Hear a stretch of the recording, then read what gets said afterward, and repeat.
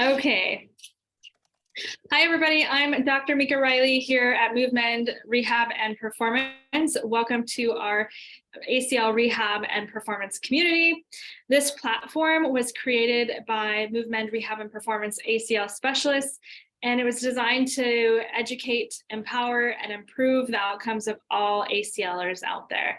So today we're really excited to have our guest speaker, Bree Valente. She is a student physical therapist and also an ACLer herself. And we're going to talk about the topic about how not all ACLer journeys are, how they're not alike. So Bree, is there anything else you'd like to add about yourself to begin with? I guess I can just add that I'm super excited to be a part of what's going on today. And I'm excited that I get to speak on behalf of just my journey, especially with you going through day 0 to where I am now. So I'm super excited to talk about it. Yeah, I think this is going to be an awesome thing and a really good, something good for people out there going through the same journeys that both you and I have gone through, whether they're alike or not. I think it's going to be really good. So I want you to tell me more about what your story is. What's your background and what led you to become an ACLer? So growing up, I always played soccer. I played since I was probably 5 years old, ended up playing throughout high school, played club. I was on the big island of Hawaii, so club wasn't super competitive, but it was just something fun to be a part of. I grew up playing also with boys, so I feel like it kind of developed my competitive nature a bit. Ended up going to play collegiately in Washington, and then I transferred over to a school in California in the Bay Area where I played at Cal State East Bay. Thankfully didn't endure a full ACL tear during my college career, but I ended up going into physical therapy just from the other countless injuries I had playing soccer. And then decided to apply to PT school, ended up in PT school, really missed playing soccer, found a group of people to play with and ended up tearing.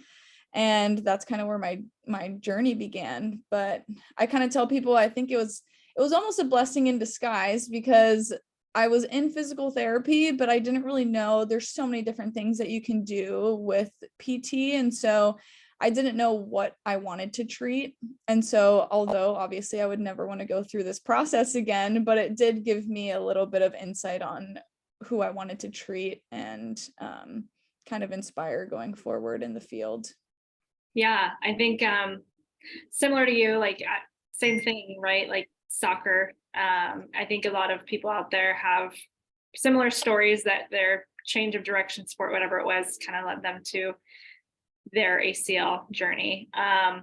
So can you tell us a little bit more about how you actually tore and when that happened?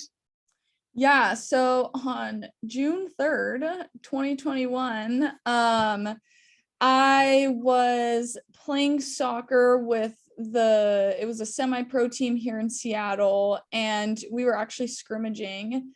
And like I had mentioned before, very competitive person. We were literally up 5-0. I had no business, going all out anymore. But I was running down a defender and she was in front of me and she quickly stopped, which caused me to quickly stop.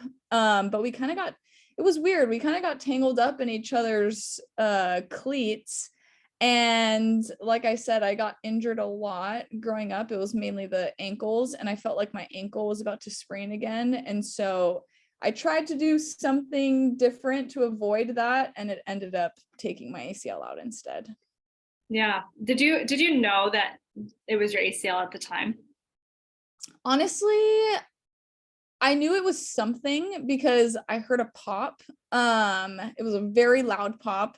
I went down and all my teammates were like, "Ooh, I heard that." I was like, "Thank you." Like I know everybody heard that. I thought it was a different ligament just because of the way that my knee went, but it ended up being the ACL. But like I said, I knew something had torn.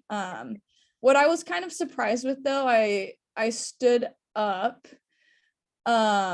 which was fine, but I could feel instantly how unstable it was. So I knew something was wrong. And then eventually I'm sure the adrenaline died down a little bit, and then I couldn't walk on it eventually. Yeah, could you tell us that, the time of injury, that's a pretty common thing about people hearing like a pop or feeling a pop. But I think one thing that gets lost in translation is the feeling that you have like mentally going on in that moment that it happens. Like there's a lot of uncertainty, but what was going through your mind, if you could remember, like what was going on? Gosh, what was going on through my mind? I just knew, so obviously I knew I had done something terrible. Honestly, the first thing that I was thinking of was, oh my God, I'm never going to play soccer ever again. And so that was what was freaking me out, was just, I heard a pop. I didn't instantly go to ACL, but of course, soccer player, I knew that was a possibility. And so that also just was freaking me out a little bit. But I also had a little bit of hope because weirdly, I heard the pop, I went down, felt immediate. It was like a slow, gradual pain, but then the pain completely like subsided, which was really weird. So I got up. I remember I tried to, like jump a little bit to see kind of what it would do. And it wasn't painful. So I was like, okay, maybe I'm okay. And then I started taking a little bit of steps here and there. And like I said, I think the adrenaline ended up dying down. I could feel the swelling starting to build up. My knee wasn't moving as well as it previously was. And so that's when I kind of fell back into that trap of, oh my gosh, what next? Am I going to be able to play again? Where do I even go now? I had exams the next day, clinical exams the next day. And so I was also freaking out about that. Like, how am I going to go through this exam and all that kind of stuff? So it was overwhelming for sure, especially not having family here to take me to the hospital and all that kind of stuff. So it was a stressful time, but I got through it. Yeah, I think it's part of the thing that we don't talk about is like how so ingrained that experience is. Oh Like, yeah. it's crazy how that's something that you remember and you're like, that was so many years ago. Even for myself, that was so many years ago, but you remember those things and they're like stick with you for a long time. Do you still feel like, as you come closer to the day of your original injury, like do you go through stuff mentally or like physically? Like does stuff happen to you around that time? Oh yeah, I get so much anxiety when the date comes up. And I don't know, I feel like some people have it, just weird superstitions, like I won't even wear the cleats that I wore that day, or so it's it's scary to think about it again, and just like you said, we have that memory engraved in ourselves probably for the rest of our lives. So yeah, going every time that date comes, I can easily go back to what I was doing, what I was wearing, what I was feeling. The sound of the pop will literally never leave my mind. So yeah, it's interesting how the mind works in that way.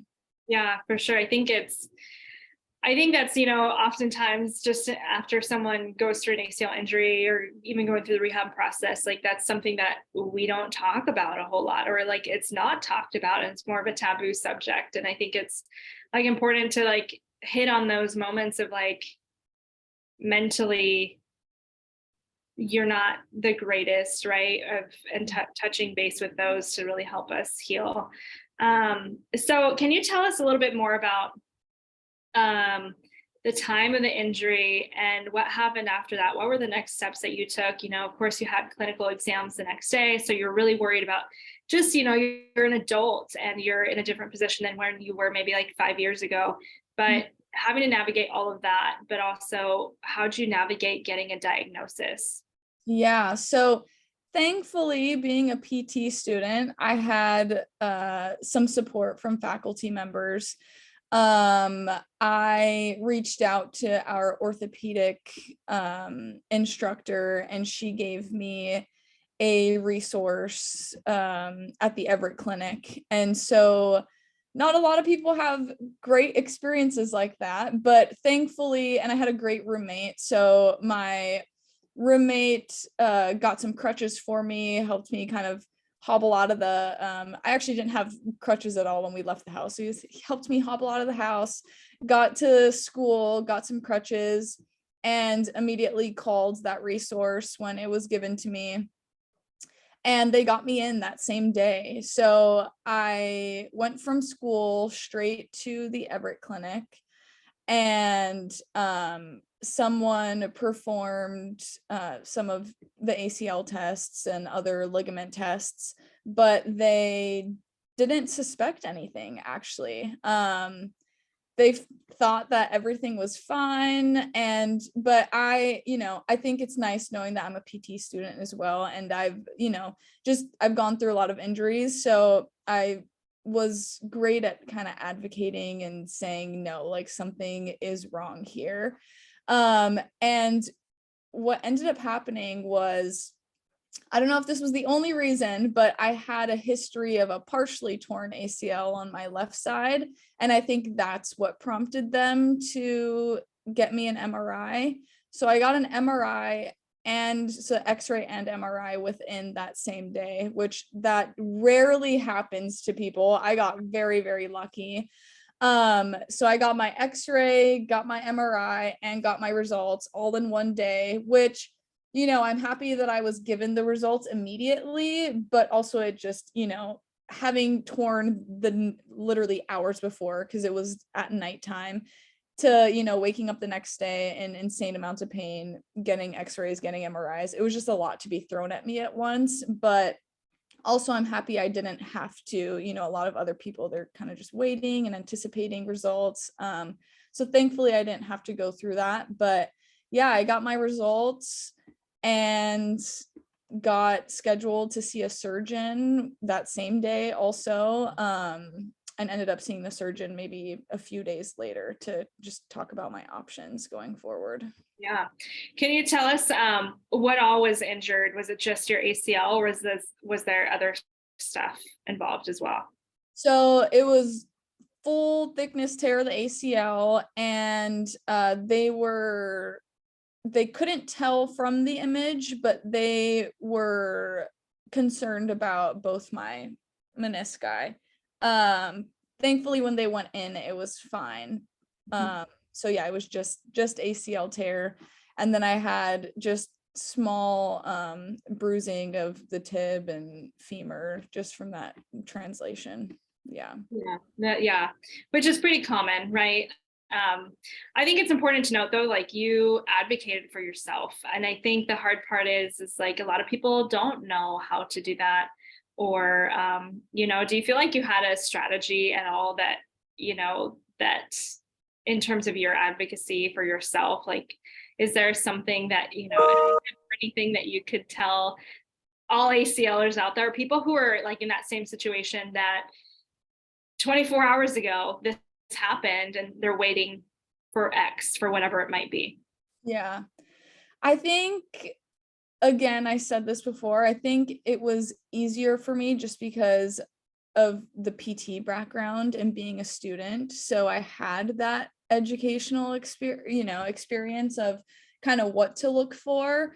Also just knowing that, I think an important thing to know when you go in to get checked for a ligament or anything like that, the tests that are performed, sometimes you have muscle guarding, or you're nervous about it, so the test might not actually be correct, which is what happened in my case. So I think for me, specifically, I was able to explain that, which might have influenced their decision making again and just getting me that MRI. But as far as, advice going forward, definitely can use that, and saying there's a lot of muscle guarding and whatnot, and also just not being afraid to tell your story, not being afraid to say that, you heard a pop, you have feelings of instability, you lost range of motion, those are all really big signs of tears, who knows what ligament, but I think going forward, yeah, that could be a really good thing to just keep in the back of your mind, especially when it comes to those tests. Yeah, I would definitely agree too. Like, I think the biggest thing is everybody lives with their body every single day. And if you know something is wrong and you're not feeling your 100% self or whatever it may be, then that's your own best example that you can give and be like, no, something is wrong. And I think people get to, sometimes it's white coat syndrome, right? They get nervous and doctors always know best, right? And sometimes that's not the case. And I think I like to tell people, like, you got to find the right shoe that fits. You got to find someone that's going to listen to you. And so if you feel like you're not being heard or listened to and you know something's wrong, go find someone that will listen to you. I think that's the biggest, like, on top of what you said, is just, yeah, you tell your story. As far as like, you got sent to a surgeon, did you get to have a choice in what surgeon you went to, and tell us a little bit more about that and how you made that selection? Yeah, so I I was obviously freaking out about the whole thing, thinking about having to get surgery, and it was, again, just really overwhelming experience. I went to 3 different surgeons actually. And if I had any advice going forward, it would definitely be to go with the surgeon that just made you feel most heard and most comfortable. And also whatever you're most comfortable with as far as graft selection and whatnot after you were given a bunch of information. I think what I found was that no matter what surgeon you went to, each surgeon was more comfortable with a specific graft, right? They may have not done hamstring and patellar tendon and quad tendon. So what I think is important to note is that what you're asking your surgeon, or making sure that you're asking your surgeon their opinion on the graft selection based off of your goals going forward, or even if you have to get surgery, now that we know some people have a lot of success not going through that. So I think just listening, the educational piece is really, really important when you go in to see your surgeon. You want to make sure that they're not just advocating for themselves to do your surgery, but they're also giving you a list of a bunch of other options. Because I did come across one who was stern on, nope, this is what you need and I can do this. And where sometimes you're already overwhelmed, where you just want to be open with all your options, right? And so I think I ended up being most comfortable with the surgeon I had chosen, just because they were honest about everything that I could choose. But ultimately that decision was up to you at the end of the day. Yeah, I think that's great. I think again, advocacy, right? And what you find is going to help you get back to whatever your goal is at the end of the day. So what graft did you end up choosing, and how did you make that selection? Like, was it based off of soccer? What was it based on? Yeah, so I got a patellar tendon graft, and it was an autograft, so from myself. I did a lot of research myself, lots of asking surgeons and other PTs, different opinions. I think I ended up going with the patellar tendon just because it was your gold standard, especially when it came to, my goal was to play soccer again, and the re-tear rates for hamstring was just a lot higher. I also had some issues with just hamstring injuries in the past to begin with. So I shied away from that one a little bit. And then as far as quad tendon, there just wasn't as much research on it yet. So that's kind of what led me to choose the patellar tendon route. So in terms of like, where did you look for, can you tell us a little bit more about like where you found your resources? You know, a lot of people use Google or whatnot. You were in a fantastic situation that you could reach out to many PTs in your situation to have those conversations, but where would people start? Yeah, I think I started, thankfully for me, I was able to get into contact with a surgeon the day I found out that I tore.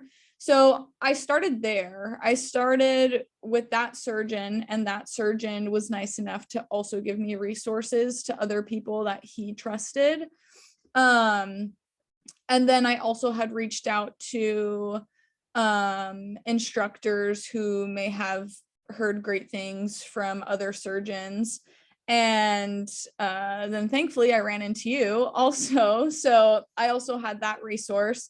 But I think for me especially, and again, advice going forward, just know that it's easy to also get very overwhelmed with your research. I think that's where I got caught up. I went to 3 different surgeons. I had no problem to going to more, but at the end of the day, you know, you get to that point where you're starting to hear the same kind of educational pieces. So like I said earlier, at the end of the day, it's going to be your decision.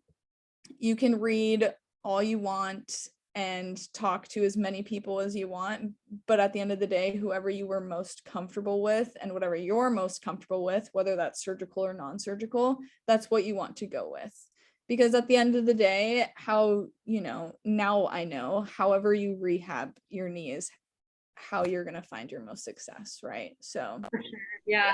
I think it's I was just talking about that with a client the other day about how just when you do get injured, from the time of injury to trying to figure out what your next steps are, that is such an overwhelming process. And, it's just a lot. Your life just flipped upside down for one, right? You can't do your activities of daily living, like everything, walk normally and everything 24 hours later sometimes, and some do. But a lot of things change after getting injured. And then on top of having to decide what your next steps are, what surgeon to go with, what graft you need to choose, I think, yeah, absolutely, it's a very overwhelming process. And to piggyback off of what you're saying is like, yeah, there are always going to be pros and cons to everything that you do. And at the end of the day, the right answer is the answer that you have, like what decision you make. And, it's definitely an overwhelming process, but your decision is your decision at the end of the day, and that's okay. So tell us, about what was your next step. So you figured out your surgeon, you selected the patellar tendon. I mean, what did you do? How far out was surgery from that day that you consulted with your surgeon? Yeah. So my surgery was actually supposed to be earlier than it had been. So I saw that surgeon and I actually scheduled a surgery date with that surgeon just in case I didn't find someone else that I was comfortable with. But then I ended up meeting you miraculously. And then I got a little bit more insight on the PT side of things. And that's when I learned how important it was to, get your range of motion back, get your strength back before going into surgery, just because your outcomes will likely be a little better. So that's when I ended up canceling that appointment, ended up picking the surgeon that I wanted to go with, and I scheduled surgery out. I think it was 2 months later, maybe, that I got surgery. And that's when I just worked a ton on gaining my range of motion back, my strength, whatever I could. And it was a little more difficult for me because I was in school. So, if I could have done a little bit more prehab, I probably would have, but just because I had that weird school conflict. You know, I needed to be able to walk and all that by the time summer was over. So that's why I ended up doing surgery a little bit sooner. But thankfully, I did still have some time to get that strength and range of motion back.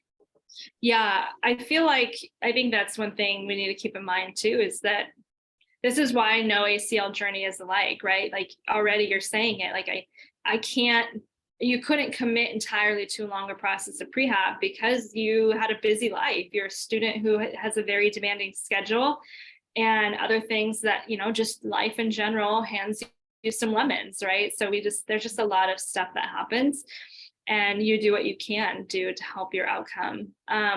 So can you tell us a little bit about, your prehab process before surgery? How did you find a PT and what you kind of looked for in that? Yeah. So I actually was going to another PT office. And that PT that I was seeing, I was doing straight leg raises, your clamshells, your typical, like banded exercises. And they were very conservative. I was telling them, I have a background of going into the gym.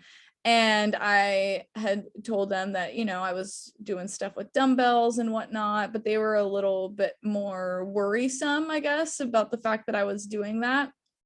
So I ended up reverting back to the straight leg raises and the banded exercises.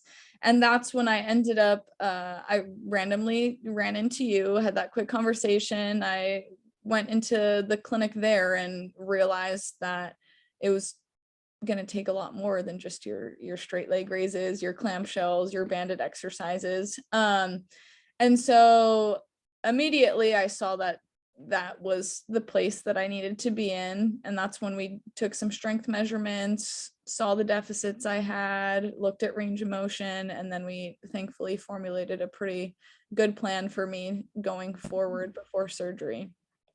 Yeah, I think, I think that's one of the important things to highlight is that there are a lot of things that you can do for prehab, and you're definitely going to find PTs out there who are very conservative, who don't treat these all day long, every day, and see a bunch of other stuff as well, and might not be in tune with the new and latest research behind a lot of this stuff. So I think it's really important that knowing any of you out there that there are a lot of options. And, did your surgeon recommend you go to this place, Bree, or did you just kind of select it on your own?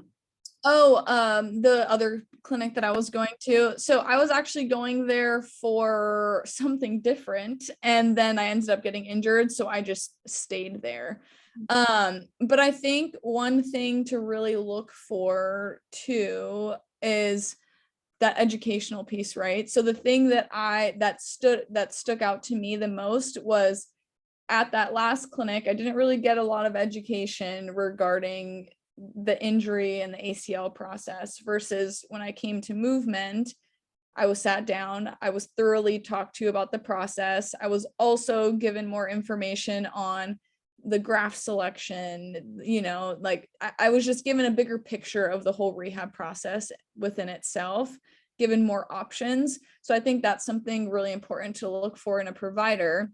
If they really, really know what they're doing, they're going to be able to give you a bunch of options and educational pieces behind that injury that you're going through.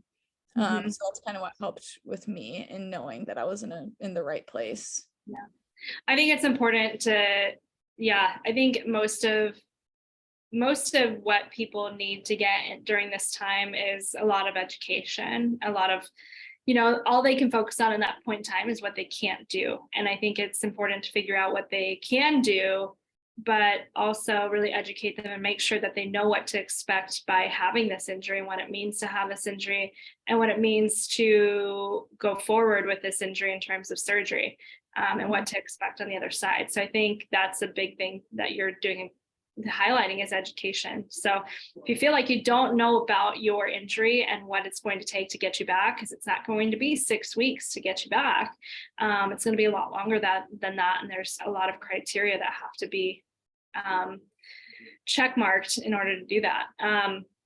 So what would you say, like, for people out there, Bree, any recommendations for people when they search for a PT? Because clearly, there's a lot of things going on in your mind. You just injured, you got to find the surgeon, you got to find your graft, you got to figure out who's going to help you, all of these things. But what, at the end of the day, like, would you tell people what they should look for in a PT, or any recommendations? Mhm. I think especially coming from someone who is heavily into sports, I think it's important to really look for a PT who, one, like we just talked about, can give you a lot of information and educational information about the injury itself and how the process is going to look like. I think it's important to know that PT is going to focus on, like you kind of said, meeting those milestones before progressing to, for example, running or jumping, making sure that you have a solid strength program. I think a lot that's what happened at the PT clinic that I was at previously, right? Was there's not a lot of people out there that know the importance of regaining strength. So I think looking for a PT who is very strength oriented, a clinic who has your barbells, who has your dumbbells, who has the right equipment to get your quad and your hamstring and your calf strength back. That's going to be really, really important, especially when you're trying to return to high level sport. I think those are really good. So in terms of surgery day, Mhm. can you tell us a little bit of, we'll fast forward a little bit from your prehab to, you getting prepared as best as you can to surgery day, like what happened that day and what was going on? Oh, I was so emotional that day. I was so scared, especially again, not having my family here was super hard. I also never got surgery ever in my life. So just thinking about that was scary for me. I also hate needles. I hate everything. So surgery day was I was high anxiety that day. I didn't know what to expect. It's different because it's not like your PT where you end up building a relationship with this person so you're comfortable. You end up seeing all these other doctors and people who are involved in your surgical care that you've never met before. I saw my surgeon, but at that point I was already, I had my nerve block. I was kind of loopy already. So it was a scary situation because I just, I didn't know anybody. My family wasn't around. I was emotional. I was scared. So that was a scary day for me. Also, I remember them saying, okay, if you wake up and you have this brace on, that means we had to repair your meniscus. And then, or if you wake up, and you have this brace on, this means it was just your ACL. So of course, too, I'm freaking out like, okay, how's my recovery going to go after that? They don't even know if my meniscus is injured. So there was just a lot going on that day, a lot that I didn't know of, didn't know how my recovery was going to go after that, didn't know if I was going to play. So again, high emotions, high anxiety. So it was a tough day. Yeah. I think I can, that experience is too new to me. I totally get it. Like even years later and much older, like I was terrified. I just had surgery 5 weeks ago, and as chill as you try to look, like on the inside you're boiling. You're like, okay, gotta look cool, right? Gotta look like I'm calm and collected, but on the inside you are boiling. And it's just like you're like trying not to cry. You're trying to be like, okay, I got this. It's gonna be fine. I'm gonna try not to die on the table. Whatever things that are going through your mind, some stuff that are silly, but totally valid. And I think the other thing is, it's like, I don't know if your experience was this, but I mean, everybody responds so weirdly to anesthesia, and some people are very, very loopy and say some funny things. And some people like me, I cry, right? So it's like everybody's so different and how they respond, but that anxiety thing is totally a true story. Do you feel like after, for those people that maybe are in the same situation as you didn't have your family around. They were on a literally different island. Who and what did you rely on to help you like get home and like navigate the early process of after surgery? Yeah. So thankfully I have an aunt and uncle here actually. So they took care of me a lot after surgery. And so that was nice because familiar faces, and I knew that I could rely on at least somebody out here. I also have great friends and classmates out here now that, stopped by afterwards and were willing to help me with a bunch of different things. So that was nice.